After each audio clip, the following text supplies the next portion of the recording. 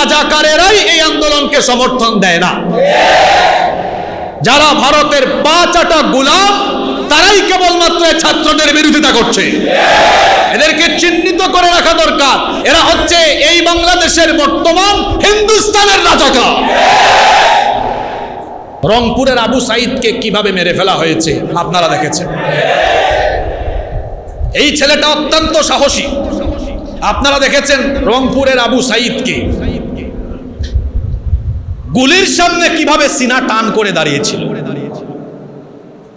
গুলির সামনে সিনা টান করে দাঁড়িয়েছিল। পুলিশের ভাইরা তাকে গিয়ে আপনারা বুঝে শুনে এখান থেকে সরাই দিতে পারতেন, অথবা সে তার আন্দোলন করছে শান্তিপূর্ণভাবে করুক, কিংবা আপনার যদি সেখান থেকে সরিয়ে দিতে হয়, গুলি ছাড়াও তো অন্যান্য ওয়ে আছে না নাই। যেভাবে গুলি চালালো মনে হচ্ছে যেন ৭১ সালের পাকিস্তানের জানোয়াররা যেরকম এদেশের মানুষের উপরে গুলি চালাতো, ঠিক ওই কায়দায় আমার ভাইয়ের বুকে গুলি চালানো হয়েছে। প্রথমবার গুলি চালানোর পরেও ছেলেটা সিনা টান করে দাঁড়িয়েছিল। এরপরে টানা কয়েকটা গুলি করার পরেও সে পড়ে যায় নাই। যখন বেশ কয়েকটা গুলি একসাথে ছোড়া হয়েছে তখন সে পড়ে গিয়েছে। আমি প্রশাসনের ভাইদেরকে বলতে চাই, আপনাদের গায়ের ইউনিফর্ম কাদের টাকায় কেন? আপনাদের বেতন দেওয়া হয় কাদের টাকায়? যে পিস্তল দিয়ে ফুটানি করেন আর আমার দেশের ছেলে মেয়েদের বুকের উপরে গুলি চালান, কার বাপের টাকায় এই গুলি কেনা? জনগণের টাকায় ইউনিফর্ম আপনার গায়ে। এদেশের জনগণের পয়সায় আপনার বেতন হয়, রেশন হয়। এদেশের জনগণের পয়সায় যে গুলি কেনা হয়েছে, সেই গুলি এদেশের জনগণের বুকে যদি আপনি বিদ্ধ করতে চান, বরদাস্ত করবে না এদেশের মানুষ।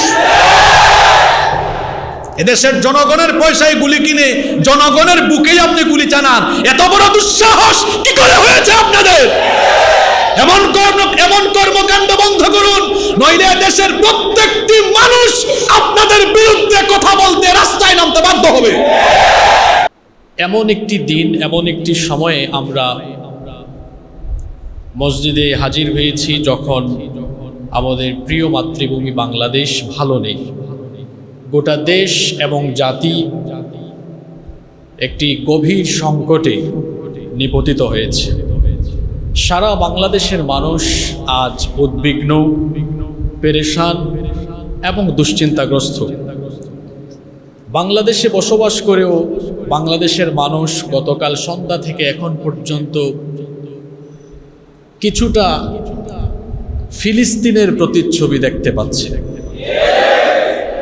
মানুষ বাংলাদেশে বসবাস করলেও মনে হচ্ছে গতকাল সন্ধ্যা থেকে দুপুর 12টা পর্যন্ত, আজ দুপুর 12টা পর্যন্ত ইন্টারনেট সংযোগ বন্ধ করে দিয়ে এই দেশের সরকার দেশকে গাজা এবং রাফার মতো পরিস্থিতির সম্মুখীন করেছে। বাংলাদেশে থেকেও আমরা যেন বাংলাদেশ থেকে এখন বিচ্ছিন্ন হয়ে গিয়েছি।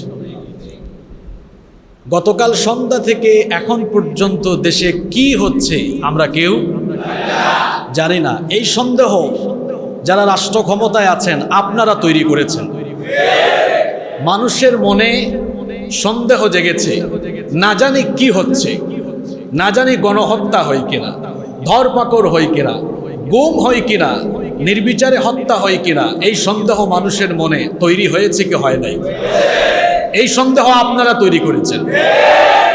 গতকাল সন্ধ্যা থেকে ইন্টারনেট সংযোগ বিচ্ছিন্ন করে দিয়ে আপনারা মানুষের মনে সন্দেহের বীজ বপন করে দিয়েছেন।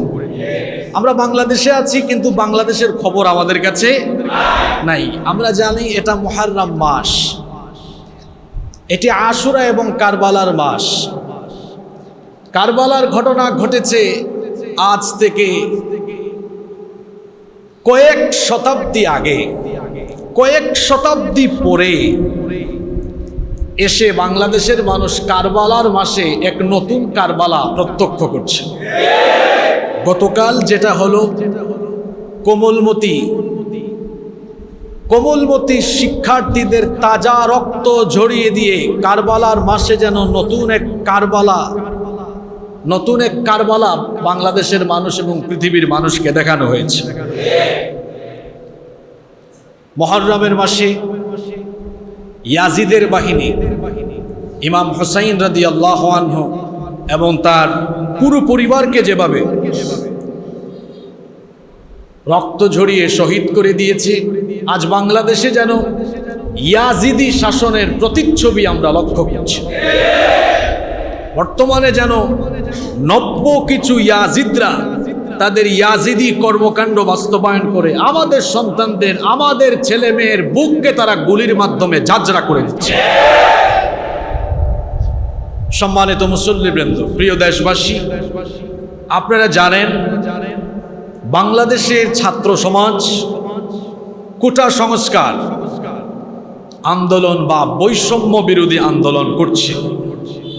তাদের আন্দোলন শতভাগ যৌক্তিক না অযৌক্তিক?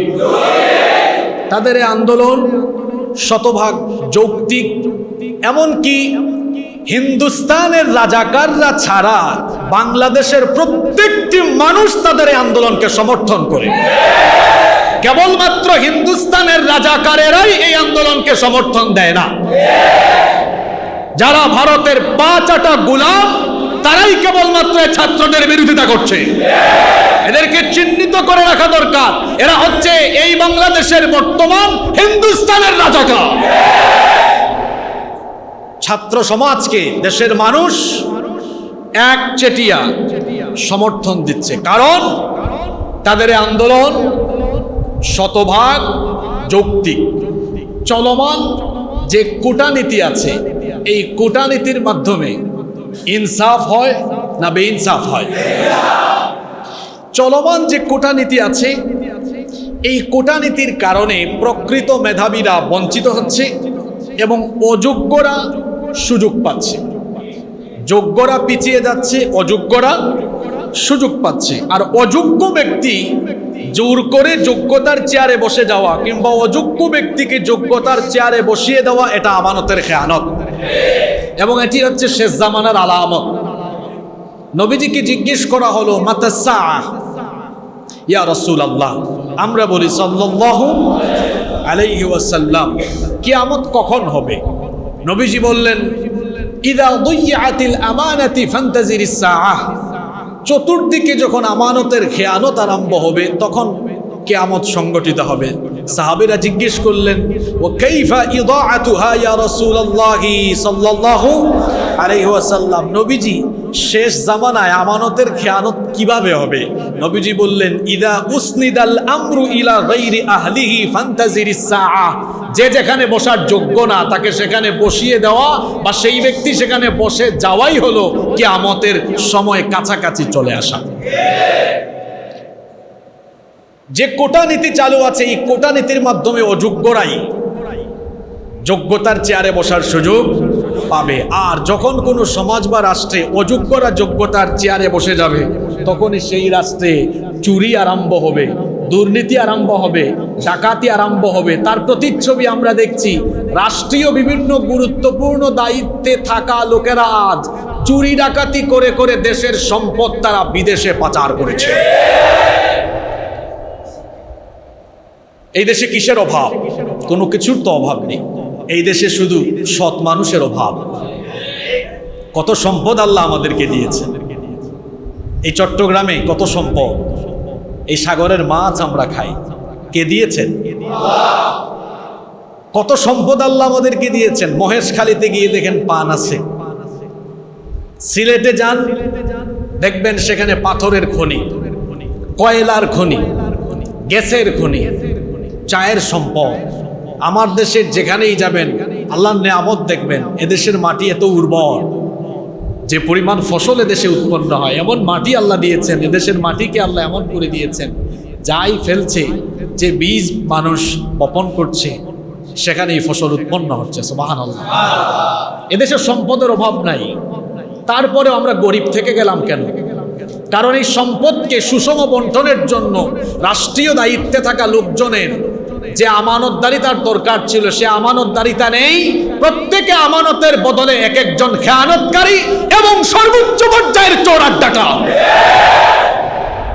এজন্য শুধু কোটা সংস্কার নয়, এদেশের প্রত্যেকটি মানুষকে এখন রাষ্ট্রীয় সংস্কারের জন্য কথা বলা দরকার। সম্মানিত মুসল্লিবৃন্দ, আমি বলছিলাম ছাত্রদের এই আন্দোলন শতভাগ যৌক্তিক, কারণ চলমান এই কোটা নীতির কারণে মেধাবীরা বঞ্চিত হচ্ছে। আপনাদের জ্ঞাতার্থে বর্তমানে কোটার যে বিন্যাস সেটা আপনাদেরকে আমি তুলে ধরছি। বিসিএস এ 56% কোটা রাখা হয়েছে। ইন্না লিল্লাহি ওয়া ইন্না ইলাইহি রাজিউন। 56% কোটা। এর মধ্যে মুক্তিযোদ্ধা কোটা হলো 30%, নারী কোটা 10%, জেলা কোটা 10%, উপজাতি কোটা 5%, প্রতিবন্ধী কোটা 1%। সব মিলিয়ে মোট হলো 56%। বাকি থাকে কত? 44। এই আমার আপনার মতো রিক্সাওয়ালা, ঠেলাওয়ালা, কুলিওয়ালা, আমাদের মতো যারা মধ্যবিত্ত শ্রেণীর গরিব মানুষ, আমাদের কুলামাইয়ারা ওই 44 জন থেকে সুযোগ নিবে। তাও এই 44 পাবে কি পাবে না, কারণ এখানে আবার আছে প্রশ্ন ফাঁসের ঝামেলা, আবেদ আলীর মতো কর্মকাণ্ড, আবার এখানে আছে ঘুষ। এরপরে পাইলে পাইল, না পাইলে নাই।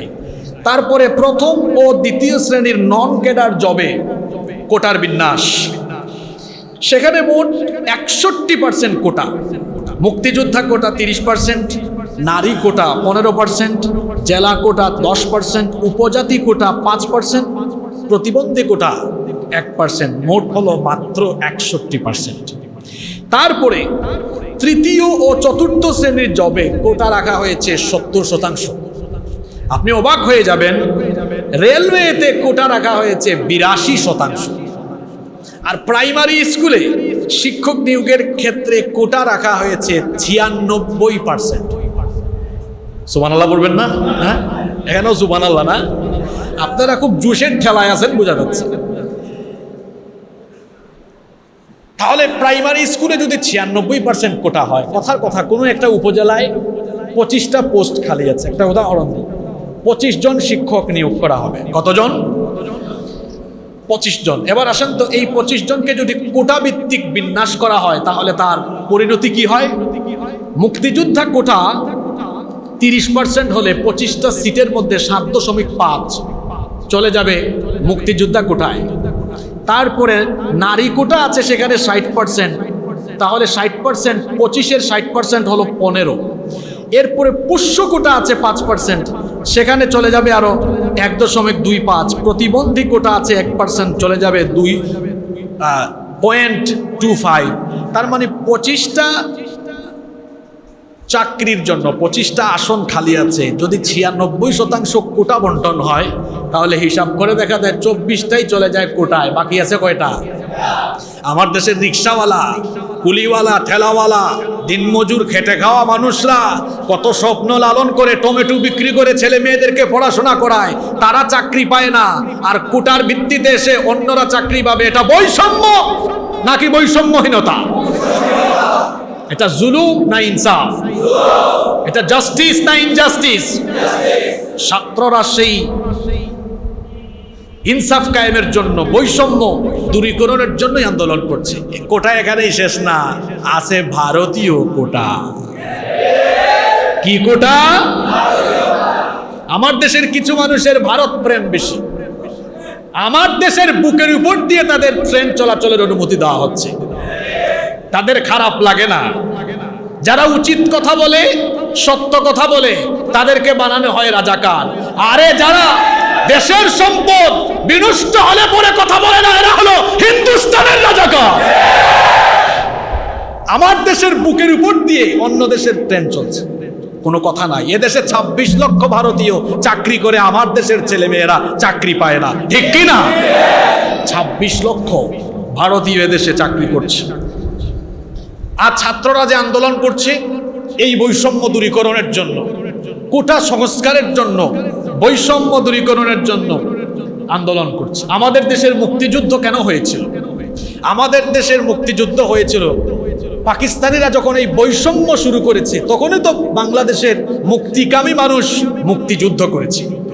জিজ্ঞেস করেন প্রকৃত মুক্তিযোদ্ধাদেরকে, আবার যারা রিয়েল মুক্তিযোদ্ধা না এরা এটা বলতে পারবে না, কারণ আমাদের দেশে আজব রাজনৈতিক মেশিন আছে, মেশিনের একদিকে ঢুকলে অন্যদিকে মুক্তিযোদ্ধা হয়ে বের হয়। এই ভুয়া মুক্তিযোদ্ধাদেরকে জিজ্ঞেস করলে আপনি এটা খবর পাবেন না। প্রকৃত মুক্তিযোদ্ধা যারা, আমি জানি না এই মসজিদেও থাকতে পারে, হয়তো আজকে এখানে যারা মুসল্লি আছেন প্রকৃত মুক্তিযোদ্ধা এখানেও থাকতে পারেন, উনাদেরকে জিজ্ঞেস করে দেখেন কেন উনারা অস্ত্র হাতে তুলে নিয়েছিলেন, কেন উনারা জীবন বাজি রেখে ৭১ সালে মুক্তিযুদ্ধ করেছিলেন। কারণ পাকিস্তানের জানোয়াররা, পাকিস্তানের হানাদার বাহিনী যখন এদেশের মানুষের উপরে জুলুম করেছে, তারা যখন রাষ্ট্রীয়ভাবে বৈষম্য আরম্ভ করেছে, এই বৈষম্যের বিরুদ্ধে, জুলুমের বিরুদ্ধে ৭১ সালে মহান মুক্তিযুদ্ধ হয়েছিল। তাহলে মুক্তিযুদ্ধ হয়েছিল যে বৈষম্য দূরীকরণের জন্য। স্বাধীন হওয়ার, দেশ স্বাধীনের 50 বছর পরে দেশে কি এই বৈষম্য চলতে দেওয়া যায়? কথা বলেন, চলতে দেওয়া যায়? মুক্তিযোদ্ধাদেরকে আমরা সম্মান করি, তারা জাতির শ্রেষ্ঠ সন্তান, কারণ তাদের অবদান, তাদের ত্যাগ, তিতিক্ষার কারণে আমরা এই স্বাধীন সার্বভৌম সোনার বাংলাদেশ পেয়েছি। তাদেরকে রাষ্ট্রীয়ভাবে সম্মাননা দেওয়া হোক, তাদেরকে রাষ্ট্রীয়ভাবে ভাতা দেওয়া হোক, তাদেরকে রাষ্ট্রীয়ভাবে আর্থিক সুযোগ সুবিধা বাড়িয়ে দেওয়া হোক, তাদেরকে রাষ্ট্রীয়ভাবে বিভিন্ন ধরনের সম্মাননা দেওয়া হোক, এটা আমরা চাই, এতে আমাদের কোনো আপত্তি নাই। কিন্তু তাদেরকে কোটা দিতে হবে কেন? কোটা দিলে তো তাদেরকে অপমান করা হয়, কারণ তারা তো বৈষম্যের বিরুদ্ধে আন্দোলন করে এদের স্বাধীন করেছেন। এখন যদি তাদের নামে কোটা চালু করা হয়, এটা মুক্তিযোদ্ধাদেরকে অপমান করা হয়। এমনকি রিয়েল মুক্তিযোদ্ধা যারা, তারা এ ধরনের কোটা চান না। অনেক মুক্তিযোদ্ধা আছেন এই দেশে ঠিকমতো খাইতেও পারতেছেন, রাষ্ট্র এদের খোঁজ খবরও ভালোভাবে নিতে পারছে। ছাত্র সমাজ আন্দোলন করছে এই বৈষম্য দূর করার জন্য, এই কোটাকে ফুটা করার জন্য ছাত্ররা আন্দোলন করছে। যখন ছাত্ররা এই আন্দোলন করছে, ছাত্ররা যখন এই দাবিতে আন্দোলন করছে, এদেশের রাষ্ট্রপ্রধান অভিভাবক সুলভ আচরণ না করে তিনি ছাত্রদের সাথে তামাশা সুলভ আচরণ করলেন। এই রাষ্ট্রের অভিভাবক হিসাবে আপনি চাইলে তাদেরকে সান্ত্বনা দিতে পারতেন, বলতে পারতেন, আসো তোমরা আমার সাথে কথা বলো, আসো আমরা কথা বলি। প্রথমে কথা না বলে উস্কে দিলেন, এরপরে ছাত্রদের তাজা প্রাণ জ্বলল, রক্ত যখন চলে গেল, এখন আপনি রক্তের উপরে টেবিল স্থাপন করে ছাত্রদের সাথে আলোচনায় বসার জন্য আপনি প্রস্তাব দেন। কি তামাশা আপনি জাতির সঙ্গে আরম্ভ করেছেন! তা আলোচনা করলে আপনি প্রথমে করলেন না কেন? আপনি প্রথমে কি বললেন? আপনি বললেন মুক্তিযোদ্ধাদেরকে কোটা দিব না, তো আমি কি রাজাকারদেরকে কোটা দিব? আপনি কি পরোক্ষভাবে ছাত্র সমাজকে রাজাকার বলতে চাইলেন? এদেশে উচিত কথা বললেই এখন রাজাকার গালি শুনতে হয়। স্বাধীনতার 30 বছর 40 বছর পরে জন্ম নিয়েও উচিত কথা বললে অনেককে রাজাকার গালি শুনতে হয়, হয় কি হয় না বলেন তো? 2018 সালে ছাত্ররা চাইল কোটা সংস্কার, আপনি রাগ করে দিলেন একেবারে কোটা বাতিল করে। ছাত্ররা কি বাতিল চেয়েছিল না সংস্কার চেয়েছিল? আপনি রাগ করে কি করলেন? বাতিল করে। দেখেন তামাশা কিভাবে হয়েছে, কিভাবে তামাশা হয়েছে। আপনি রাগ করে কি করে দিলেন? বাতিল করে দিলেন, পরিপত্র জারি করলেন। 6 বছর পরে এসে এখন আবার আদালতের নাটক শুরু হয়েছে, আদালতের বাহানা। বলা হলো 7 আগস্ট হবে, এখন আবার ছাত্রদের চাপ সামলাইতে না পাইরা গতকাল বলা হয়েছে তড়িঘড়ি করে রবিবারেই এ ব্যাপারে শুনানি করা হবে। চাপে পড়লে সবই হয়, ঠিক কিনা বলেন? তখন চেয়েছিল ছাত্ররা সংস্কার, আপনি রাগ করে দিলেন কি? বাতিল। 6 বছর পরে এসে আবার নতুন নাটক আরম্ভ হলো, সেই নাটকের নাম হলো আদালতের নাটক। এখন ছাত্ররা যখন আন্দোলন করছে, এই ছাত্ররা ছোট ছোট ছেলেরা মেয়েরা আন্দোলন করতেই পারে। আপনি অভিভাবক হিসাবে তাদেরকে সান্ত্বনা দিতে পারতেন, তাদের সাথে সরাসরি কথা বলতে পারতেন, তাদের সাথে বসতে পারতেন। হতে পারতো আপনার সুন্দর কথাবার্তা, আপনার সুন্দর আচরণ, অভিভাবক সুলভ আচরণের কারণে ছাত্ররা সান্ত্বনা পেয়ে তারা আরো কিছুদিন অপেক্ষা করতে পারত। আপনি উস্কানিমূলক কথাবার্তা বললেন, আপনি পুলিশ, র্যাব, বিজিবি মোতায়েন করলেন, প্রশাসনকে মোতায়েন করলেন। এটা গণতান্ত্রিক দেশ, আপনারাই বলেন এটা গণতান্ত্রিক দেশ। তো গণতান্ত্রিক দেশে তো মানুষ তার মত প্রকাশ করবে, এটা তো স্বাভাবিক। এদেশে যে কোনো আন্দোলন পক্ষে বা বিপক্ষে হতেই পারে, এটা খুব স্বাভাবিক।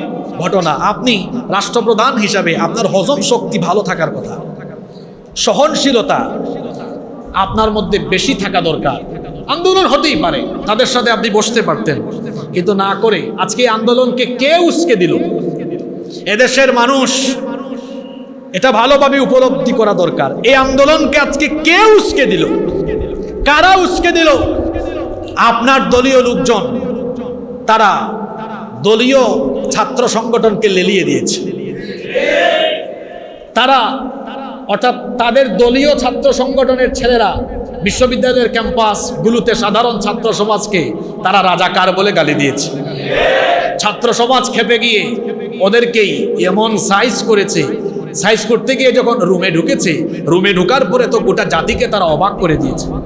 এদের রুমের ভেতরে পাওয়া গেল দেশি বিদেশি খেলনার যন্ত্রপাতি, এদের রুমের ভিতরে পাওয়া গেল বেলুন, এদের রুমের ভিতরে পাওয়া গেল দেশি বিদেশি পানির বোতল। বুঝতেছেন তো আপনারা? এদের রুমের ভেতরে যা পাওয়া গেল, শাহজালাল বিশ্ববিদ্যালয়ে, শাহজালাল বিজ্ঞান ও প্রযুক্তি বিশ্ববিদ্যালয়ের ফুটেজগুলো এখনো কিন্তু ইউটিউবে ফেসবুকে আছে। আছে কি আছে না? সূর্য সেন হলে কি পাওয়া গিয়েছে সেটা দেশের মানুষ দেখেছে। রাতের বেলা খেলে এক জিনিস দিয়ে, দিনের বেলা খেলে তারা আরেক জিনিস দিয়ে। আজকে এ ধরনের শব্দ চয়ন আমরা বাধ্য হলাম। এরা হচ্ছে ছাত্র সমাজের কলঙ্ক। এদেশের অভিভাবক যারা আছেন, আপনাদেরকে সতর্ক হওয়া দরকার। যে সকল ছাত্ররা বিশ্ববিদ্যালয়ের ক্যাম্পাসে মদ আর নারীদেরকে নিয়ে নোংরামি করার চিন্তায় থাকে, যে ছাত্র সমাজ বই খাতার পরিবর্তে পিস্তল হাতে নেয়, এই সকল ছাত্র সমাজের কলঙ্ক যারা, তাদের সাথে আপনার ছেলে মেয়ে যেন না মিশতে পারে, এজন্য আপনাকে নজরদারি করা আপনার দায়িত্ব।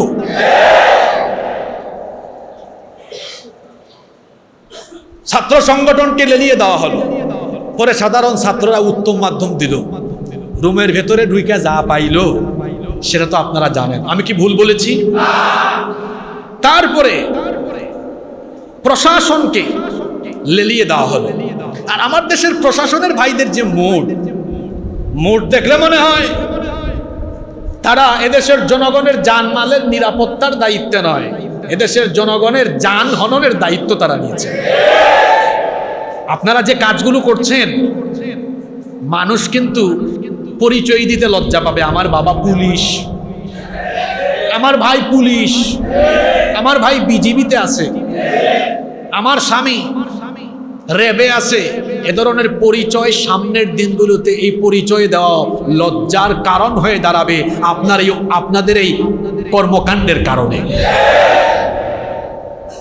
আমি প্রশাসনের ভাইদেরকে বলতে চাই, আপনাদের গায়ের ইউনিফর্ম কাদের টাকায় কেনা? আপনাদের বেতন দেওয়া হয় কাদের টাকায়? যে পিস্তল দিয়ে ফুটানি করেন আর আমার দেশের ছেলে মেয়েদের বুকের উপরে গুলি চালান, কার বাপের টাকায় এই গুলি কেনা? জনগণের টাকায় ইউনিফর্ম আপনার গায়ে, এদেশের জনগণের পয়সায় আপনার বেতন হয়, রেশন হয়।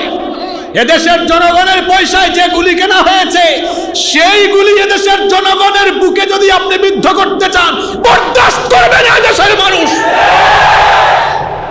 এদেশের জনগণের পয়সায় গুলি কিনে জনগণের বুকেই আপনি গুলি চালান, এত বড় দুঃসাহস কি করে হয়েছে আপনাদের? এমন কর্মকাণ্ড বন্ধ করুন, নইলে দেশের প্রত্যেকটি মানুষ আপনাদের বিরুদ্ধে কথা বলতে রাস্তায় নামতে বাধ্য হবে।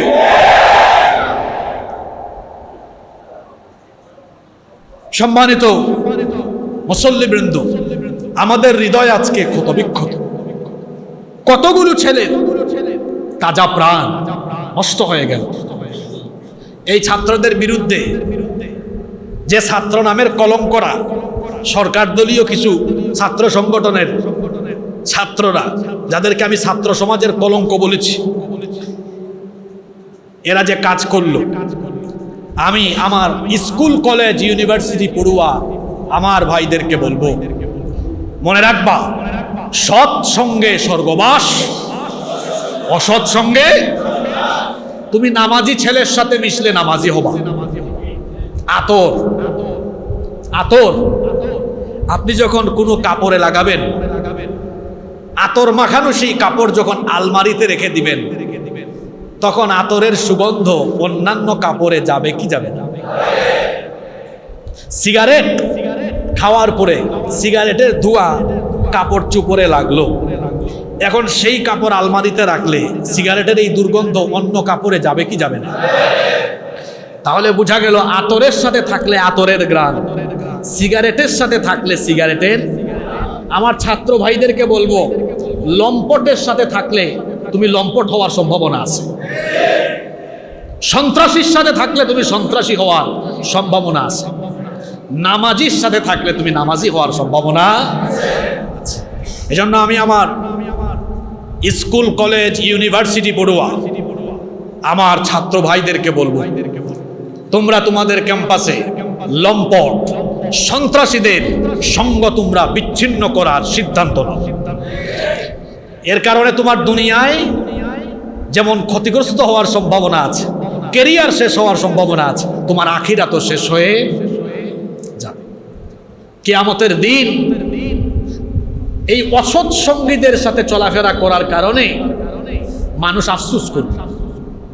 কিরকম আফসোস করবে শোনেন, কোরআনুল কারীমের 25 নম্বর সূরা সূরাতুল ফুরকানের 27 এবং 28 নম্বর আয়াতে আল্লাহ তাআলা বলছেন, ওয়ায়াউমা ইয়া'আদ্দু-যালিমু আলা ইয়াদাইহি ইয়াকুলু ইয়া লাইতানি ইত্তাখাযতু মা'আর রাসূলি সাবিলা ইয়া ওয়াইলাতা লাইতানি লাম আত্তাখিয ফুলানান খালিলা।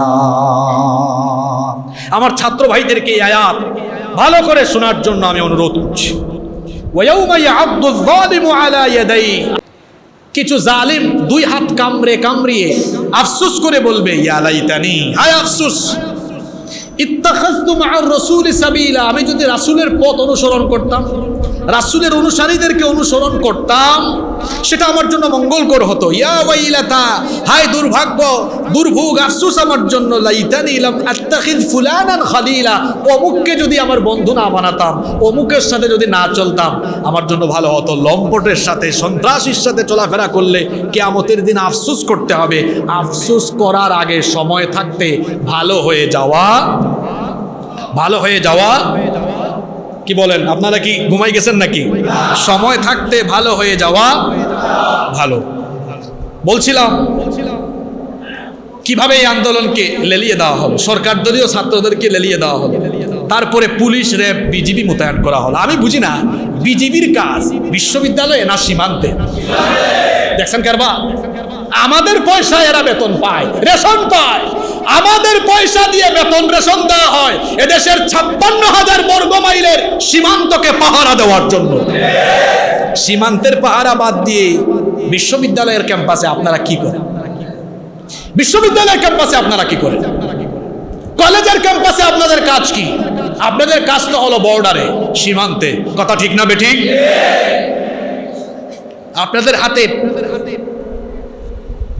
আপনাদের হাতে যে অস্ত্র দেওয়া হয়েছে সেটা জনগণের জানমালের হেফাজতের জন্য। আপনারা জনগণের জানের হেফাজত না করে জান কেড়ে নেওয়ার দায়িত্ব এখন পালন করছেন। পাখির মতো গুলি করে মানুষ হত্যা করা হচ্ছে। রংপুরের আবু সাইদকে কিভাবে মেরে ফেলা হয়েছে আপনারা দেখেছেন। এই ছেলেটা অত্যন্ত সাহসী, আপনারা দেখেছেন। রংপুরের আবু সাইদকে গুলির সামনে কিভাবে সিনা টান করে দাঁড়িয়েছিল, গুলির সামনে সিনা টান করে দাঁড়িয়েছিল। পুলিশের ভাইরা তাকে গিয়ে আপনারা বুঝে শুনে এখান থেকে সরাই দিতে পারতেন, অথবা সে তার আন্দোলন করছে শান্তিপূর্ণভাবে করুক, কিংবা আপনার যদি সেখান থেকে সরিয়ে দিতে হয়, গুলি ছাড়াও তো অন্যান্য ওয়ে আছে না নাই? যেভাবে গুলি চালালো মনে হচ্ছে যেন 71 সালের পাকিস্তানের জানুয়াররা যেরকম এদেশের মানুষের উপরে গুলি চালাতো, ঠিক ওই কায়দায় আমার ভাইয়ের বুকে গুলি চালানো হয়েছে। প্রথমবার গুলি চালানোর পরেও ছেলেটা সিনা টান করে দাঁড়িয়েছিল। এরপরে টানা কয়েকটা গুলি করার পরেও সে পড়ে যায় নাই। যখন বেশ কয়েকটা গুলি একসাথে ছোড়া হয়েছে তখন সে পড়ে গিয়েছে। তার এই ভিডিওটি আমি যখন দেখেছি আমি আমার চোখের পানি ধরে রাখতে পারি। কি নির্মমভাবে তাকে মেরে ফেলা হল। গতকাল ছোট ছোট ছেলেদেরকে মেরে ফেলা হয়েছে। প্রাইভেট ইউনিভার্সিটির, পাবলিক ইউনিভার্সিটির, স্কুল কলেজের ছেলেদেরকে মেরে ফেলা হয়েছে। এর সংখ্যা কত আমরা জানি না, জানবই বা কিভাবে? সব তো বন্ধ, ঠিক কি না? সব বন্ধ। এখন এই সংখ্যাটা কত জানি না। কেউ বলে 26, কেউ বলে 36, কেউ বলে 40, কেউ 50, কেউ 56, কেউ 60, আমরা জানি না। যদি এই সংখ্যা 50-এর অধিক হয় তো 52-র ভাষা আন্দোলনেও তো এত মানুষ মারা যায়। পাকিস্তানের জানোয়ার শাসকরা যেটা করে নাই আজকে, সেটা আমরা এই কারবালার মাসে ইয়াজিদি কর্মকাণ্ডের মতো কর্মকাণ্ড আমরা দেখতে পাচ্ছি। সম্মানিত ভাইয়েরা, আজ আমাদের মনে প্রশ্ন জেগেছে, পুলিশ তারা কি রাষ্ট্রীয় গুন্ডা বাহিনী নাকি এদেশের জানমালের, এদেশের জনগণের নিরাপত্তা দানকারী? এটা আজ প্রত্যেকটি মানুষের প্রশ্ন, মনে প্রশ্ন, ঠিক না বেটি? আপনারা কি দেশের মানুষের জানমালের নিরাপত্তা দানকারী না রাষ্ট্রীয় গুন্ডা বাহিনী? আপনারাই তো বলেন। এটা আমরা, আপনারাই তো বলেন যে জনগণ রাষ্ট্রের মালিক, যদিও ইসলাম বলে সকল ক্ষমতার মালিককে। তো আপনাদের কথা দিয়ে আপনাকে ধরতেছি, যদি জনগণ রাষ্ট্রের মালিক হয় তাহলে যারা ক্ষমতায় আছে নিশ্চয়ই তারা জনগণের সেবক আপনাদের ভাষায়। তাহলে প্রশাসনকে বলবো, আপনাদের তো হওয়া উচিত ছিল জনগণের সেবক বাহিনী, নিরাপত্তা দানকারী।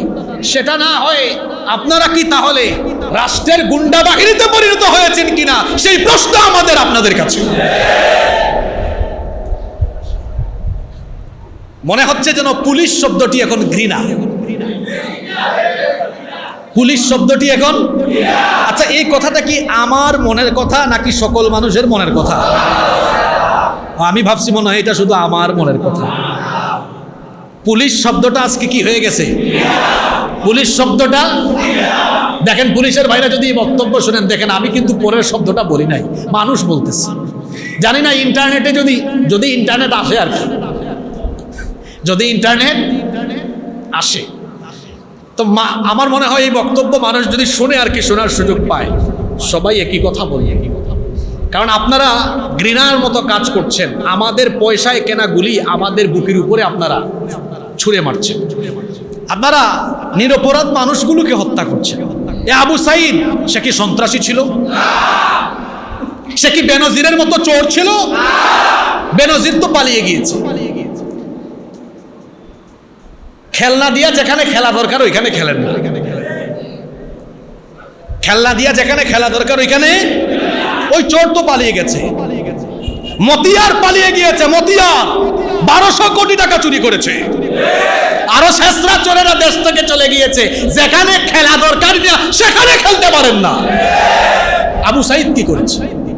সে না হয় তার ন্যায্য দাবি নিয়ে রাস্তায় দাঁড়িয়েছে, ন্যায্য দাবি নিয়ে রাস্তায় দাঁড়িয়েছে। আপনি তার বুকে তো গুলি ছুটতে পারেন না।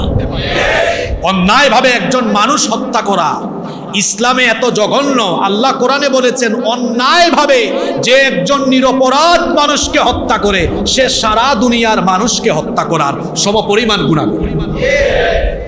রব্বুল আলামিন কোরআনুল কারীমের 5 নম্বর সূরা সূরাতুল মাইদা এর 32 নম্বর আয়াতে বলছেন, মান কাতালা নাফসান বিগাইরি নাফসিন আও ফাসাদিন ফিল আরদি ফাকান্নামা কাতালান নাসা জামিআ ওয়া মান আহইয়াহা ফাকান্নামা আহইয়ান নাসা জামিআ। আল্লাহ তাআলা বলছেন, যে ব্যক্তি অন্যায়ভাবে কোনো একজন মানুষকে হত্যা করবে, ফাকান্নামা কাতালান নাসা জামিআ, সে যেন সারা দুনিয়ার সকল মানুষকে হত্যা করার সমপরিমাণ জঘন্য অপরাধ করে। তাহলে যারা নিরপরাধ এতগুলো মানুষকে হত্যা করেছে, তারা তো যদি 50 জন হয় তাহলে 50টা দুনিয়ার মানুষ হত্যা করার সমপরিমাণ গুনাহ করেছে। এরা ইসলামের দৃষ্টিতেও জঘন্য, এদেশের মানুষের চিন্তা চেতনায় এরা জঘন্য। কাদেরকে হত্যা করছে? কাদের বুকে গুলি ছুটছেন? এরা কারা? এরা আমাদের সন্তান, এরা আমাদের ছেলে মেয়ে। শিক্ষা যদি জাতির মেরুদণ্ড হয় তাহলে ছাত্র সমাজ হলো জাতির হৃৎপিণ্ড। শিক্ষা যদি জাতির মেরুদণ্ড হয় তাহলে এই ছাত্র সমাজ হলো এই জাতির হৃৎপিণ্ড। আপনারা তো এদেশের ছাত্র সমাজের বুকে গুলি করার মধ্য দিয়ে এই দেশের হৃৎপিণ্ডে যারা হৃৎপিণ্ডে গুলি করার মাধ্যমে আপনারা বাংলাদেশের মানুষের হৃদয়টাকে ক্ষতবিক্ষত করে দিয়েছে। এই ছাত্রদের বুকে গুলি চালানোর এত বড় দুঃসাহস কে দিয়েছে আপনাদেরকে? এতগুলো মায়ের বুক খালি করেছেন। প্রশাসনের ভাইদেরকে বলবো, এতগুলো মায়ের বুক খালি করেছেন, আপনার সন্তানেরও যে, আপনার সন্তানের মাধ্যমেও যে আপনার বুক খালি হবে না, এর নিশ্চয়তা কি আছে? এর নিশ্চয়তা কি আছে? যদিও আমরা শুনি এদেশে মাঝে মাঝে এক ডায়লগ, স্বজন হারানোর ব্যথা আমার চেয়ে ভালো কেউ বুঝে না। তো ভালো না বুঝলে এত মানুষ তাদের স্বজন হারায় কি করে? হারায় কি করে? প্রশাসনের ভাইদেরকে বলবো, জুলুম করবেন না। যারা জুলুম করে তাদের সহযোগীও হবেন না। আমি কুরআন সুন্নাহর দৃষ্টিতে কথাগুলো বলছি। ইত্তাকুজ যুলম, আল্লাহর নবী বলেছেন জুলুম থেকে বেঁচে থাকো, জুলুম করো না। ফা ইন্নায যুলমা যুলুমাতুন ইয়াউমাল কিয়ামাহ, মুসলিম শরীফের হাদিস আছে, নবীজি বলেছেন জুলুম করো না, জুলুম থেকে বেঁচে থাকো, কারণ জুলুমের পরিণতি হবে বড় অন্ধকার।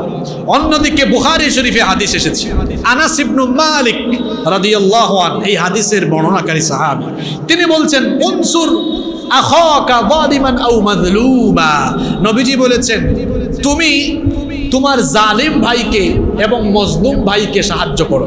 হাদিসটা শুনেন, নবীজি বলেছেন তুমি তোমার জালিম ভাইকে সাহায্য করো এবং মজলুম ভাইকেও। কথাটাকে বুঝতে পেরেছেন?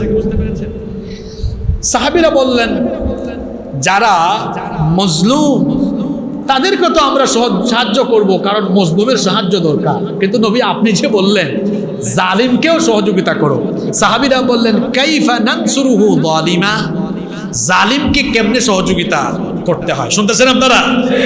নবীজি বললেন শোনো জালিমের সহযোগিতাটা কেমন। জালিমকে এইভাবে সহযোগিতা করতে হয়, তাখুযু ফাওকা ইয়াদাই, জালিমের জুলুমের হাত ভেঙে দাও। জালিমের জুলুমের হাত, জালিমকে জুলুম থেকে দূরে রাখো, এটাই হচ্ছে জালিমের সহযোগিতা। অর্থাৎ জালিম ব্যক্তিকে জুলুম করতে না দেওয়া। প্রশাসনের ভাইদেরকে বলবো, প্রশাসনের ভাইদেরকে বলবো কোন জালিমকে আপনারা সহযোগিতা করবেন। ঠিক তেমনি ভাবে আপনাদেরকেও বলবো, এদেশের এতগুলো ছাত্ররা মারা যাওয়ার পরেও যদি কেউ প্রকাশ্যে বা তলে তলে তলে তলে যদি তার খারাপ না লাগে, সে যদি এতগুলো হত্যাকাণ্ডের সমর্থনদের বৈধতা দেয়, আমি বলবো শয়তান এই লোকটার মাথার মধ্যে পেশাব করে দিয়েছে। এ ধরনের লোক আশেপাশে থাকতে পারে, আমার বক্তৃতাও শুনতেছে। আমি কিন্তু সত্য কথা বলার ক্ষেত্রে আমার মুখ এটা এমন আটকায় না, আর আমাদেরকে আটকাইতে পারবে না, কারণ আমরা কারো দালালি করি না, কাউকে ভয় করি না। যতগুলো কথা আমরা বলি আল্লাহকে ভয় করে বলি। আমাদের হারানোর কিছু নেই। আমরা তো আপনাদের মতো চুরি করি নাই, ডাকাতি করে সম্পদ অর্জন করি নাই যে এগুলোর জন্য বেঁচে থাকতে হবে। আমাদের হারানোর কিছুই নাই, মুমিন ব্যক্তির হারানোর কিছুই নাই। মুমিনের জীবন যদি চলেও যায় এটাও তার জন্য হারানোর কিছু নাই, কারণ আল্লাহর পথে যে জীবন যায় ওই জীবন সে নতুন রূপে শাহাদাতের মাধ্যমে ফিরে পায়। এজন্য আমার জাতীয় কবি বলেছেন, উহারা চাহুক দাসের জীবন, আমরা শহীদি দরজা চাই। নিত্য মৃত্যু ভীত ওরা, মোরা মৃত্যু কোথায় খুঁজে বেড়াই। মোমেনরা মৃত্যুকে ভয় করে না, মৃত্যুকে ভয় করে দুনিয়া খুররা, মৃত্যুকে ভয় করে জালেমরা, মৃত্যুকে ভয় করে সন্ত্রাসীরা। মোমেন কখনো মৃত্যুকে ভয় করে আপনাদেরকে সহ সমগ্র দেশবাসীকে আমরা বলতে চাই, এই ছাত্র সমাজকে আপনারা একা ছেড়ে দিবেন। এরা কারা? এরা আপনাদের ছেলে মেয়ে, এরা আমাদের আগামী প্রজন্ম, এরা আমাদের আগামীর কর্ণধার, এরা আগামীর নেতৃত্ব, এরা আগামীর বাংলাদেশ। এদেরকে একা ছেড়ে দেওয়া এটা দেশের মানুষের জন্য উচিত নয়, বরং দায়িত্ব হলো তাদের এই ন্যায্য দাবির পক্ষে প্রত্যেকটি মানুষকে তাদের পাশে থাকা, সত্যকে সাপোর্ট করা, সত্যান্বেষীদের সাথে থাকা, সত্যের পথচারীদের সাথে থাকা, এটা ইমানদারের দায়িত্ব। এজন্য আল্লাহ বলেছেন, কুনতুম খায়রা উম্মাতিন উখরিজাত লিন-নাসি তা'মুরুনা বিল মা'রুফি ওয়া তানহাউনা আনিল মুনকার। কুনতুম খায়রা উম্মাহ, তোমরা সর্বশ্রেষ্ঠ জাতি। আমরা কি জাতি? আপনারা যে শ্রেষ্ঠ জাতি এটাও জবান দিয়া বের হয় না। আমরা কি জাতি? জোরে বলেন, কি জাতি আমরা? আমরা শ্রেষ্ঠ জাতি। তো শ্রেষ্ঠ জাতি কি এমনি এমনি হওয়া যায়? কিছু দায়িত্ব আছে না নাই? এরপরে আল্লাহ দায়িত্ব দিলেন, তোমাদের দায়িত্ব হলো তা'মুরুনা বিল মা'রুফ, তোমরা সৎ কাজের আদেশ দিবে, সত্যবাদীদের সাথে থাকবে, ওয়া তানহাউনা আনিল মুনকার, অসৎ কাজে অন্যায় কাজে তোমরা বাধা হয়ে দাঁড়াবে। আজকে যে ছাত্রদেরকে মেরে ফেলা হচ্ছে, এটা ন্যায় না অন্যায়? ন্যায় না অন্যায়? সেই অন্যায়কারীদের বিরুদ্ধে দাঁড়ানো আর এই ন্যায়পন্থী ছাত্র সমাজের পক্ষে দাঁড়ানো, এটা কি আজ আপনার দায়িত্ব নয়? এটা অবশ্যই আপনার দায়িত্ব। জালিমের জুলুম দেখে যারা চুপচাপ থাকে এরাও জালিম, জালিমের জুলুম দেখে যারা চুপচাপ থাকে এরাও জালিম। আর চতুর্দিকে জুলুম দেখার পরেও যারা চুপচাপ থাকে, এই যে আজকে আপনি কি মনে করেন এই যে জুমার এই মিম্বর বা জুমার এই খুতবার চেয়ার, এটা কি শুধুমাত্র 12 চাঁদের ফজিলত বর্ণনা করার চেয়ার? কথা বলছেন না কেন? এটা কি 12 চাঁদের ফজিলত বর্ণনা করার চেয়ার? এটা হলো জালিমের বিরুদ্ধে হুঙ্কার ছড়ার চেয়ার। আস-সাকিতু আনিল হক্কি ফাহুয়া শাইতানুল আখরাস, এই চেয়ার থেকে যারা সত্য কথা বলতে পারে না এরা বুবা শয়তান। সত্যকে সত্য বলা, মিথ্যাকে মিথ্যা বলা শিখতে হবে। এই জাতির লোকেরা সত্যকে সত্য, মিথ্যাকে মিথ্যা সরাসরি সাহস করে বলতে না পারার কারণে এই কঠিন দুর্দিনে আজকে তারা নিপতিত হয়েছে। এজন্য প্রত্যেকটি মানুষকে আবু সাঈদের মতো সাহসী ভূমিকায় অবতীর্ণ হতে, এদেশের আলেম সমাজ, আলেম ওলামা, পীর মাশায়েখ, শিক্ষক, সাংবাদিক সহ এদেশের সকল মানুষকে আমরা অনুরোধ করব, এই ছাত্র সমাজের পাশে থেকে এই ছাত্র সমাজকে একা ছেড়ে না দিয়ে তাদের এই ন্যায্য যৌক্তিক দাবির সঙ্গে তাদের পাশে থেকে তাদেরকে সহযোগিতা করা, এটা আপনার আমার সকলের নৈতিক দায়িত্ব হয়ে দাঁড়িয়েছে। অন্যায় দেখেও যে ব্যক্তি প্রতিবাদ করে না, অন্যায় দেখেও যে ব্যক্তি চুপচাপ থাকে, সে ব্যক্তি মুমিন হতে পারে। সম্মানিত মুসল্লিবৃন্দ, প্রিয় দেশবাসী, জাতির সঙ্গে তামাশা চলছে। কিভাবে তামাশা চলছে? এই ছাত্ররা যখন আন্দোলন শুরু করেছে, অভিভাবক সুলভ আচরণ করে তাদের সাথে রাষ্ট্রের কর্ণধাররা বসে আলোচনা করলে সেটা সহজে সমাধান হতো কি হতো না? জোরে বলেন, হতো কি হতো না? হতো। কিন্তু তখন তাদের বিরুদ্ধে স্লোগান দেওয়া হয়েছে, তারা নাকি রাজাকার। তো 2 দিন পরে আবার রাজাকারদের সাথে আলোচনায় বসার প্রস্তাব দেন। এত নির্লজ্জ কেন আপনারা? এত বেহায়া কেন আপনারা? শরম নাই, লজ্জা নাই? আপনারা নিজেরাই বলেন, নিজেরাই আপনারা স্লোগান দিলেন যারা আন্দোলন করতেছে এরা রাজাকার। এখন রাজাকারদের সাথে এক টেবিলে বসার এত খায়েশ জাগলো কেন? দেশের মানুষের প্রশ্ন এটা। তাহলে কি আমরা যেটা শুনেছি এটা আমাদের বক্তব্য নয়? আমরা বিভিন্ন রাজনীতিবিদদের থেকে বক্তব্য শুনেছি। রাজনীতিবিদরা তো রাজনীতিবিদের মতো বক্তব্য দেন। তারা অনেক সময় বক্তব্য দেন যে রাজাকার হিসাবে যাদেরকে বানানো হয়েছে এক সময় তাদেরকেই আবার কাছে রেখে ক্ষমতা দিয়ে তাদের গাড়িতে ফ্ল্যাগও টানানো এরাই দিয়েছে। এটা আমি আবারও বলছি, এটা আমার কথা নয়। আমি ওই রাজনীতিবিদদের বক্তব্য এখানে কোট করেছি, এটা আমার ব্যক্তিগত কোনো বক্তব্য নয়। তাহলে কি প্রয়োজনে কাউকে রাজাকার বানানো, আবার প্রয়োজনে তাদেরকে ডেকে এনে কথা বলা, এটা কি সব তাহলে নিজের স্বার্থের জন্য? এটা আজ প্রত্যেকটি সচেতন মানুষের প্রশ্ন। বলা হয় এটা স্বাধীন দেশ, কিন্তু স্বাধীনতা কি আছে আমি আসলে বুঝি না। কথা বলার স্বাধীনতা, এই যে আমি কথা বলছি, আমি জানি না আগামীকাল আমি আর কথা বলার সুযোগ পাবো কি পাবো না।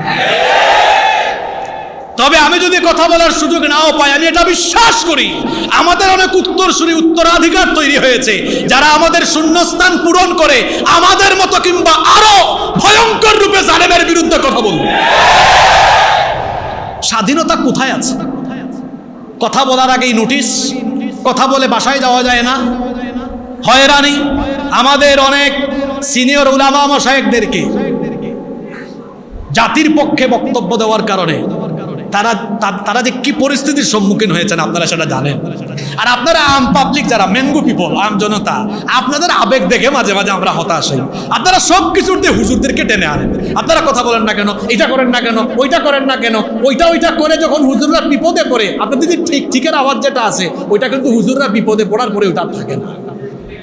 এটাও সত্য কথা, ঠিক না বেঠিক? এদেশের আলেম ওলামাদের অবদান আপনারা বলতে পারবেন না। জাতির প্রত্যেকটি সংকটে আলেম ওলামারা এগিয়ে এসেছেন, প্রত্যেকটি সংকটে আলেম ওলামারা এগিয়ে এসেছেন। তো বলছিলাম, বলা হয় এটা স্বাধীন দেশ, স্বাধীনতা কোথায়? আবু সাইদ কি স্বাধীনভাবে রাস্তায় দাঁড়িয়ে থাকতে পেরেছে? গতকাল যে এতগুলা ছেলেকে মেরে ফেরা হলো, স্বাধীনভাবে কি তারা রাস্তায় থাকতে পেরেছে? স্বাধীনতা কোথায় আজকে আমাদের প্রশ্ন। অন্যায়ের প্রতিবাদ করলে মামলা দেওয়া হয়, উচিত কথা বললে রাজাকার বানিয়ে দেওয়া হয়, অন্যায়ের প্রতিবাদ করলে জেলে ঢুকিয়ে দেওয়া হয়, গুম করা হয়, হত্যা করা হয়। স্বাধীনতা বলতে কিছু কি আছে? স্বাধীনতা বলতে কিছু কি আছে? পাখির মতো গুলি করে মানুষ হত্যা করা হচ্ছে, হত্যা করা হচ্ছে। স্বাধীনতা কোথায় আছে বলেন?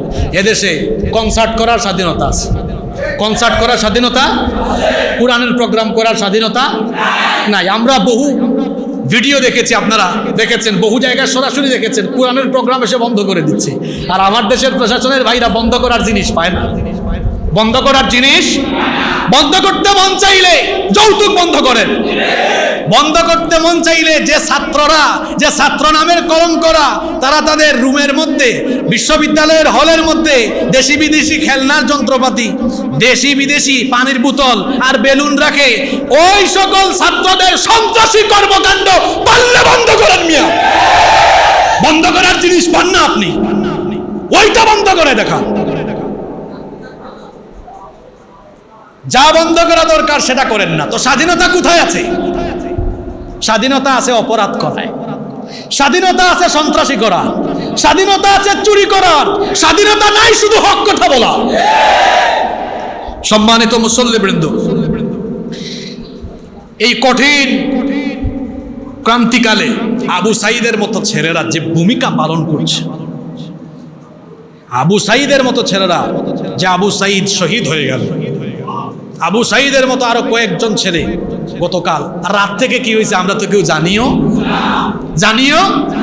আপনারা ইন্টারনেট বন্ধ করে দিয়েছেন। আমি তো বলি, আপনাদের হাতে যদি সূর্য থাকতো আপনারা আজকে সূর্য উঠতে দিতেন না, তো সূর্যও বন্ধ। যদি আপনাদের হাতে সূর্যের চাবিটা থাকতো আর কি, বলতেন এই ইন্টারনেটের চাবি অফ করছো, সূর্যের চাবিটা অফ করে দাও। বৃষ্টির চাবি থাকলে বৃষ্টি বন্ধ করে মানুষ মেরে ফেলতেন। কি কথা ঠিক না বেঠিক? এই জন্য আল্লাহ কামটা কি করছেন, গুরুত্বপূর্ণ জিনিসগুলো আল্লাহ কোনো মানুষের হাতে দেন নাই, কারণ মানুষ সুযোগ পাইলে জালেম হয়, এটা জানেন কে? এই জন্য আল্লাহ গুরুত্বপূর্ণ জিনিসগুলা, সূর্য, চন্দ্র, আলো, বাতাস, বায়ু, এগুলো আল্লাহ মানুষের হাতে দেন নাই। কার হাতে? যদি মানুষের হাতে দেওয়া হয় তো আপনারা প্রথমেই বাতাস অফ করতেন, আন্দোলনকারীরা ঘাইমা ঘুমা মইরা যাক। সূর্য অফ করে রাখো যাতে করে রাতের অন্ধকারই থাকে। আর জালেমরা জুলুমের জন্য দিনের চাইতে রাতকে বেছে নেয়, কারণ জুলুমের একটা অর্থ হলো অন্ধকার। জুলুমাত বলি না আমরা, জুলুমাত, এর একটা অর্থ হলো কি? অন্ধকার। আর পৃথিবীর জালিমদের ইতিহাস পড়াশোনা করলে দেখা যায় এরা জুলুমের জন্য দিনের চেয়ে রাতকে বেশি চয়েস করে। যেমন ৭১-এর পাকিস্তানের জানুয়ারেরা সবচেয়ে ভয়াবহ হামলা চালিয়েছিল ২৫শে মার্চ, জোরে বলেন, রাতে। জালেমরা সবসময় জুলুমের জন্য দিনের চেয়ে রাতকে বেছে। ফেসবুক বন্ধ, ইউটিউব বন্ধ, ইন্টারনেট বন্ধ। তা আবু সাইদের মতো ছেলেদেরকে কি এগুলা বন্ধ করে দিয়ে আপনারা থামাই দিতে পারবেন? আফগানিস্তানের মোল্লারা কি করল? আপনারা জানেন আফগানিস্তানের যোদ্ধারা এরা ২০ বছর মোবাইলও ব্যবহার করে, ইন্টারনেট দূরের কথা, মোবাইল, পায়ের তলার স্যান্ডেল। আর ওই আমেরিকার বাহিনী, এদের কাছে সব প্রযুক্তি আছে। মোল্লাদের দৌড় খাইয়া আফগানিস্তান ছাইরা তারপরে আমেরিকায় পালিয়েছে। ৭১ সালে আমাদের দেশের মুক্তিযোদ্ধার হাতে কি ফোন ছিল, ফেসবুক ছিল, ইউটিউব ছিল, ইন্টারনেট ছিল? পাকিস্তানের জালেমরা মুক্তিযোদ্ধাদেরকে দমাতে পেরেছে? আসলে যখন কোথাও গণজুয়ার শুরু হয়ে যায় সব কিছু বন্ধ করে দিয়েও গণবিস্ফোরণকে থামিয়ে দেওয়া যায় না। সম্মানিত মুসল্লিবৃন্দ, সম্মানিত দেশবাসী, আমরা এমন একটি দেশে বসবাস করছি যেই দেশের মানুষকে এখন দুই গ্রুপে ভাগ করে দেশের মধ্যে অশান্তি, অরাজক পরিস্থিতি সৃষ্টি করা হয়েছে। কিরকম? দেশে এখন দুই পক্ষ বানানো হয়েছে। যে কোনো বিষয়ে সব সময় দুই পক্ষ, মুক্তিযুদ্ধের চেতনার পক্ষের আর মুক্তিযুদ্ধের চেতনার। আমি কি ভুল বলেছি? দেশে এখন দুই গ্রুপ বানানো হয়েছে। এটা কিসের জন্য? নিজেদের স্বার্থের জন্য। ফেরাউন একটা কাজ করেছিল। আমাদের দেশে আবার ফেরাউনের ওয়াদও সব জায়গায় করা যায় না, কারণ কিছু মানুষ আছে ফেরাউনকে তার নিজের গাড়ের উপরে নিজের চরিত্রের সাথে জোর করে মিলাইয়া দেয়। সে যে কেন জোর করে মিলাইয়া দেয় এটা আমরা নিজেরাও বুঝি না। এরকম আছে না নাই? কোরআনুল কারীমের ২৮ নম্বর সূরা, সূরা কসসের মধ্যে ৩ নম্বর আয়াত আল্লাহ তাআলা বলছেন, إن فرعون علا في الأرض وجعل أهلها شيعا يستضعف طائفة منهم يذبح أبناءهم ويستحيي نساءهم। আল্লাহ তাআলা বলছেন ইন্না ফিরআউনা আলা ফিল আরদ, নিশ্চয়ই ফেরাউন অহংকারী মুডে ঔদ্ধত আচরণ আরম্ভ করেছিল। ক্ষমতা পাওয়ার পরে অহংকারী মুড নিজের মধ্যে রাখা, এটা কিন্তু ফেরাউনি শাসনের নমুনা। ওয়াজআলা আহলাহা শিয়া, আর ফেরাউন তার জনপদের লোকদেরকে দলে দলে বিভক্ত করে রেখেছে যাতে করে সে নিজে ফায়দা নিতে পারে। এবং বিভক্তটা কিভাবে সে করেছিল? ইয়াস্তাদঈফু তাইফাতাম মিনহুম, সেখানকার তার মতের বিরোধী সকল মানুষকে সে দুর্বল বানিয়ে রেখেছিল। কি বানিয়ে রেখেছিল? দুর্বল বানিয়ে রেখেছিল। এবং ইউযাব্বিহু আবনাআহুম, তার বিরোধীদের সন্তানদেরকে সে ধরে ধরে জবাই করে হত্যা করেছে। এগুলো কি কিচ্ছা না কুরআন? কথা বলছেন না কেন? কিচ্ছা না কুরআন? তাহলে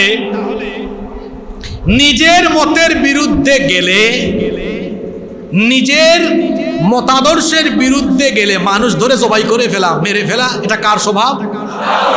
কার স্বভাব? এইরকম আধুনিক ফেরাউন পৃথিবীতে এখন আর নাই। জি আছে তো? তার মতের উল্টা গেলে ধরে ধরে ধরে মেরে ফেলা, এ ধরনের ফেরাউন এখন আছে। এটা কোন মাস? কার পতনের মাস? জোরে বলেন। কোন দিনে? আশুরার। তাহলে ফেরাউনরা ফেরাউনগিরি করে শেষ পর্যন্ত কি হয়? থাকতে পারে না চলে যায়? সম্মানের সাথে না অসম্মানের সাথে? আধুনিক যুগের আধুনিক ফেরাউনরাও ফেরাউনগিরি করলে মানুষের থুতু তাদের উপরে নিক্ষিপ্ত হয়ে বেইজ্জতির সাথে দুনিয়া থেকে তারা চলে যাবে। মরার আগেই বেইজ্জত হচ্ছে, যে মরার আগে যে বেইজ্জত হতে হয়, মানে আপনি অন্যায়কে সমর্থন করলে, অন্যায়ের সমর্থন দিলে যে মরার আগে বেজ্জত হতে হয়। আমাদের একজন স্যার আছেন না বাংলাদেশে, ওই স্যারের নাম জানে কি? এই বান্দর এতদিন ধরে মানুষের সমাজে কি করে আমি নিজেও বুঝি না। কারণ সে বলেছে ওই বিজ্ঞানের ফেলে দেওয়া, ডাস্টবিনে ফেলে দেওয়া ওই সূত্র সে কুড়িয়ে এনেছে যে ডারউইনের সেই মতবাদ মানুষের পূর্বপুরুষ নাকি বান্দর ছিল। আচ্ছা, তুই এটা বিশ্বাস যদি করে থাকিস মানুষের পূর্বপুরুষ বান্দর ছিল, তো তুই কর, আমাদের কোনো অসুবিধা না। আমাদের অসুবিধা হলো এই জায়গায়, মানুষের পূর্বপুরুষ যদি বান্দর থাকে তাহলে তুই মানুষের সমাজে বসবাস করিস কেন? তোর উচিত মানুষের সমাজ ছেড়ে দিয়ে বন জঙ্গল খুঁজে বন জঙ্গলে গিয়ে অথবা সুন্দরবনে গিয়ে তোর জাতি ভাই বান্দরের সাথে বসবাস করা। জাফর ইকবাল এদেশের ছাত্র সমাজ তার প্রতি থুতু নিক্ষেপ করেছে, এদেশের ছাত্র সমাজ তাকে বয়কট করেছে। শাহজালাল বিশ্ববিদ্যালয়ে সেখানে সে চাকরি করে, শাহজালাল বিশ্ববিদ্যালয়ের সাধারণ ছাত্ররা তাকে তার ইউনিভার্সিটিতে আজীবন নিষিদ্ধ করেছে। অন্যায়ের পরিণতি ভালো হয়? তার বই বেচা কিনাও, হ্যাঁ। জুলুমের শাস্তি, অন্যায়ের শাস্তি মানুষ দুনিয়া থেকেই পায়। আমাদের আশেপাশেও যদি অন্যায়ের সমর্থনকারী থাকে তাদেরকে বলবো, ভাই সময় থাকতে সাবধান হয়ে যায়, না যে মাইন্ডসেট থুতু মাটিতে পড়বে না, সব আপনার উপরে পড়বে। সব কার উপরে পড়বে? নিজের উপরে পড়বে। সম্মানিত মুসল্লিবৃন্দ, প্রিয় দেশবাসী, একটি কঠিন সংকটময় পরিস্থিতি চলছে। এখানে জুমার আলোচনা করছি আমি, কিন্তু ভেতরে পেরেশানি। না জানি আমার নিরীহ ছাত্র ভাইদের উপরে কি করা হচ্ছে।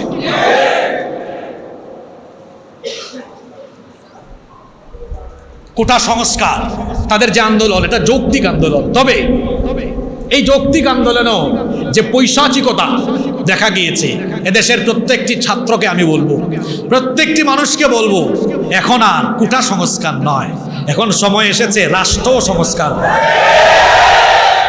এখন সময় এসেছে রাষ্ট্রকেও সংস্কার করার, কথা বলার। কারণ হচ্ছে এই রাষ্ট্রে কারা বসে আছে? যারা দায়িত্ব পেয়েছে। পুলিশের বড় কর্মকর্তা ছিল, র্যাবের বড় কর্মকর্তা ছিল বেনজির। এত বড় চোর, এই চোর হাজার হাজার কোটি টাকা চুরি করেছে। আবেদ আলীর কর্মকাণ্ড আপনারা জানেন, কি জাতের আবেদ সে। আমার দেশের রাষ্ট্রপ্রধান কি বললেন? আমার বাসায় পিয়নের চাকরি করতে এখন সে 400 কোটি টাকার মালিক, হেলিকপ্টার ছাড়া চলে না। এটা আপনার বক্তব্য, আপনার বক্তব্য কুট করে আপনাকে বলছি, তাহলে আপনার আশেপাশে যারা লালিত পালিত হয়েছে এরা কি সব চোর নাকি? আপনি নিজেই বলেছেন যে আমার বাসায় পিয়নের চাকরি করেছে 400 কোটি টাকার মালিক, হেলিকপ্টার ছাড়া। দেখে আমাদের কথা, আমাদের কথা, এটা আপনার কথা, আপনার কথা এটা। তাহলে এদেশের ছাত্র সমাজ এটা কেন বলবে না যে শুধু কোটা নয়, রাষ্ট্র সংস্কার করা দরকার? কারণ যারা রাষ্ট্র পরিচালনায় বসে আছে বেশিরভাগই রাষ্ট্রীয় সম্পদ চুরি করছে। সুতরাং ছাত্র সমাজকে শুধু কোটার বিরুদ্ধে নয়, এই চোর আর ডাকাতদের বিরুদ্ধে আন্দোলন করতে হবে। সম্মানিত মুসল্লিবৃন্দ, যে কঠিন সংকট চলে এসেছে, এই ছাত্ররা এখন দুর্বল। এরা সবল না দুর্বল? কেন তাদেরকে দুর্বল বললাম? কারণ তারা পিস্তলের সামনে দাঁড়িয়ে আছে। তাদের হাতে কি পিস্তল? তারা কি পিস্তল হাতে নিবে? নিবেও না, আমরা নিতে বলিও না। কিন্তু এই নিরপরাধ ছেলে মেয়েগুলো ন্যায্য দাবির পক্ষে কথা বলে তারা আজ নির্যাতিত, পৈশাচিকতা শিকার হয়েছে। সুতরাং আপনাদের কি দায়িত্ব নয় আগামীর কর্ণধার আমাদের এই ভবিষ্যৎ প্রজন্ম, যাদের বুকের উপরে গুলি ছোড়া হচ্ছে, তাদের পাশে দাঁড়ানো, দুর্বলের পাশে দাঁড়ানো? আপনারা মুমিন হিসাবে আপনাদের কি দায়িত্ব নয়? আমি আজকে খুতবার শুরুতে কোরআনে কারীমের 4 নম্বর সূরা, সূরা নিসা-এর 75 নম্বর আয়াত তেলাওয়াত করেছিলাম। এই আয়াতে আল্লাহ তাআলা আপনাদেরকে সেই দায়িত্বের কথা স্মরণ করিয়ে দিচ্ছেন। আল্লাহ তাআলা কি বলছেন শুনেন। আল্লাহ তাআলা বলছেন, ওয়ামা লাকুম লা তুকাতিলুনা ফি সাবিলিল্লাহি ওয়াল মুস্তাদআফিনা মিনার রিজালি ওয়ান নিসাই ওয়াল উইলদান। কি হয়েছে তোমাদের? কেন তোমরা লড়াই করছো না আল্লাহর পথে? সেই সকল দুর্বল নারী পুরুষ আর দুর্বল শিশুদের জন্য। আল্লাহ এদেরকে দুর্বল বলেছেন না সবল বলেছেন? আচ্ছা, এই আয়াত নাজিলের একটা ইতিহাস আছে না নাই? এই ইতিহাসটা আপনাদেরকে আমি শোনাই। এই আয়াত নাজিল হয়েছে মাদানী যুগে। কোন যুগে? কোন সময় এটা আপনারা জানেন?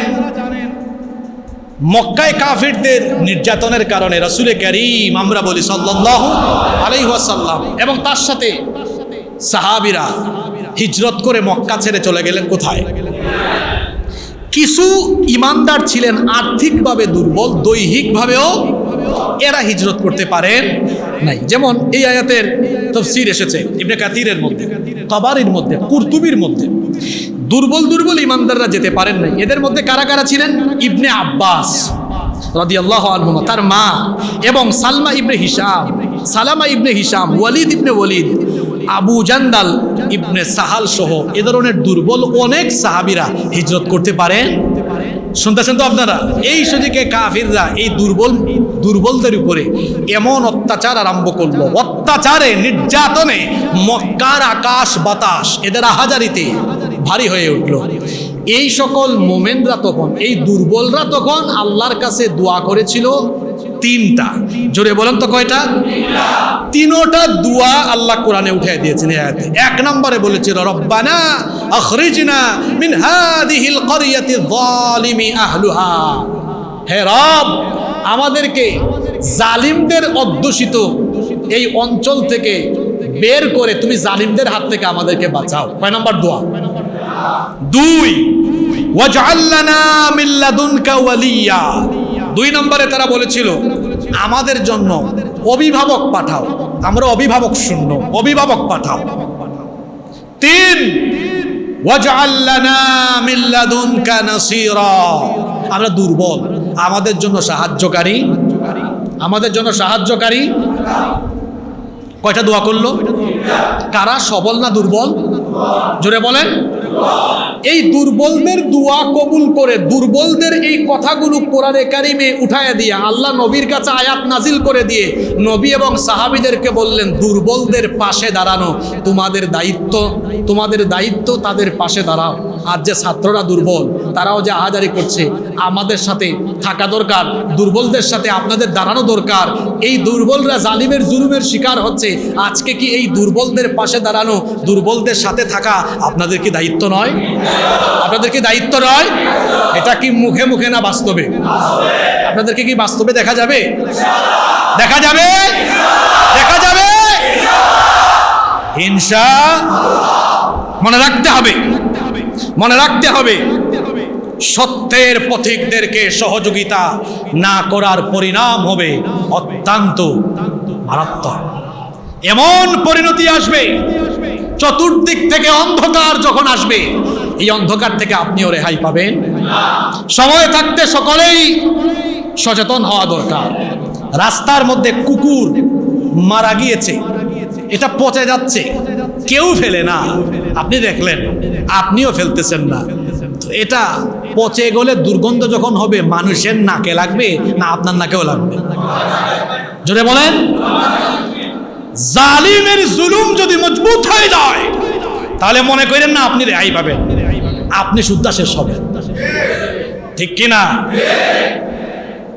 জাহাজে, একটা জাহাজ, 2 তলা বিশিষ্ট জাহাজ, উপমাটা শুনে, 2 তলা বিশিষ্ট জাহাজ সমুদ্রে চলমান, সমুদ্রে চলছে।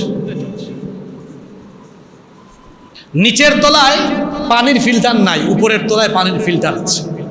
নিচের তলার যাত্রী পানি আনতে গিয়েছে উপরের তলায়। উপরের তলার যাত্রীরা বলে, এই তোরা উপরের তলায় আসোস কেন? তোদের পানি লাগলে নিচের তলা থেকে তোরা যে কোনোভাবে কালেক্ট করিস, বলে তাড়ায় দিল। এখন যদি নিচের তলার লোকেরা পানি আনার জন্য উপরে না গিয়ে জাহাজ ফুটা করা, ছিদ্র করা আরম্ভ করে। উপরের তলার তারা এটা যদি দেখে, তাদের কাজ তারা করুক, বাধা যদি না দেয়, জাহাজ ফুটা করে ফেললে, ছিদ্র করে ফেললে, জাহাজ ডুবলে নিচের তলার এরা ডুববে না, উপরের তলার তারা সহজে হবে।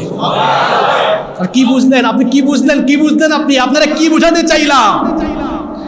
আপনি কথা না বললে, দুর্বলদের পাশে না দাঁড়ালে, দুর্বলদের পাশে না দাঁড়ালে জালিম যদি আরো শক্তিশালী হয়ে যায়, জালিমের জুলুম একটা সময় আপনার উপরেও আসবে।